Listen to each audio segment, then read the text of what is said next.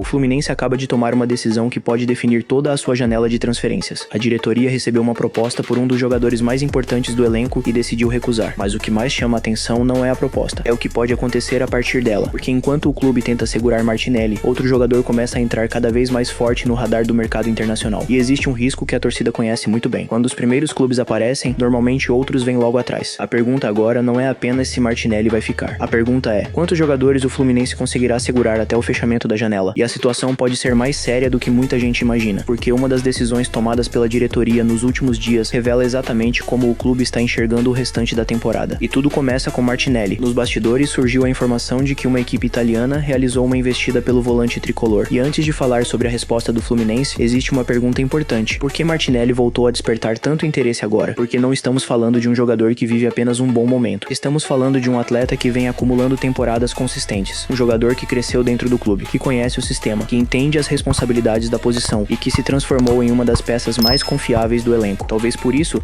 ele seja um daqueles jogadores que a torcida só percebe o tamanho da importância quando não está em campo. E foi justamente esse perfil que chamou a atenção do mercado europeu. Clubes italianos costumam valorizar jogadores taticamente disciplinados, jogadores que ocupam espaços, jogadores que entendem o ritmo do jogo. E Martinelli se encaixa muito bem nessa descrição. A proposta chegou, foi analisada, mas a diretoria tomou uma decisão firme: não negociar. E aqui está o primeiro ponto que muda completamente a história. O Fluminense não recusou simplesmente porque recebeu uma oferta baixa. O clube recusou porque entende que perder Martinelli agora pode gerar um prejuízo esportivo maior do que qualquer benefício financeiro imediato. Mas será que essa posição será mantida até o fim da janela? Porque existe um detalhe que deixa a situação ainda mais interessante. Quando uma proposta é recusada, muitas vezes ela não encerra uma negociação, ela apenas inicia. Quantas vezes já vimos um clube europeu testar o mercado? Primeiro uma oferta, depois uma segunda investida, depois uma terceira proposta ainda mais alta. E é exatamente por isso que a situação merece atenção, porque a história de Martinelli pode não ter terminado, mas enquanto a diretoria administra esse cenário, outro nome começa a chamar a atenção: Canóbio. E aqui surge uma ligação que pouca gente está observando. Quanto mais o Fluminense valoriza seus jogadores em campo, maior se torna a atenção do mercado. Canóbio talvez seja o melhor exemplo disso. Desde que chegou ao clube, o uruguaio construiu uma reputação muito específica. Ele é aquele jogador que dificilmente desaparece do jogo. Corre, pressiona, marca, ataca, ajuda o time sem a bola e aparece quando o time precisa acelerar. Esse perfil é extremamente valorizado no futebol moderno, principalmente em mercados que procuram atletas capazes de cumprir múltiplas funções dentro de campo. E segundo informações que circulam nos bastidores, o nome do atacante continua sendo acompanhado por observadores internacionais. Ainda não existe proposta, ainda não existe negociação avançada, mas existe monitoramento, e isso costuma ser o primeiro passo de qualquer movimentação. Primeiro aparecem os relatórios, depois surgem as consultas, depois acontecem os contatos, e só então chegam as propostas. Por isso a diretoria acompanha tudo com atenção, porque perder Martinelli já seria um desafio, mas perder Martinelli e Canóbio dentro da mesma janela mudaria completamente o planejamento esportivo. E é justamente aqui que surge a pergunta mais importante de todo esse cenário: quem será o próximo? Porque o mercado normalmente funciona em efeito dominó. Quando um elenco começa a chamar atenção, os clubes não observam apenas um jogador, observam vários, analisam idade, contrato, potencial de revenda, momento técnico, capacidade física, e aos poucos vão construindo listas de interesse. É por isso que a diretoria do Fluminense sabe que a discussão não envolve apenas Martinelli ou Canóbio, envolve o elenco inteiro. O desafio passa a ser equilibrar duas necessidades. A primeira é manter um grupo competitivo para disputar os objetivos da temporada. A segunda é aproveitar oportunidades financeiras que possam fortalecer o clube. Mas encontrar esse equilíbrio nunca é simples, porque toda venda resolve um problema e cria outro. Toda entrada de dinheiro fortalece o caixa, mas também pode enfraquecer o time. E é justamente por isso que as próximas semanas prometem ser tão importantes. Novas consultas podem surgir, novas propostas podem aparecer, novos jogadores podem entrar no radar. E a decisão tomada pela diretoria, no caso Martinelli, pode ser apenas a primeira de várias decisões difíceis que ainda estão por vir. Agora eu quero saber a sua opinião. Se você estivesse no lugar da diretoria e chegasse amanhã uma proposta milionária por Martinelli ou Canóbio, qual seria a sua decisão? Vender para aproveitar financeiramente ou segurar os dois pensando exclusivamente no lado esportivo? Comenta aqui embaixo porque eu vou ler todas as respostas e quero saber exatamente o que a torcida pensa sobre esse assunto.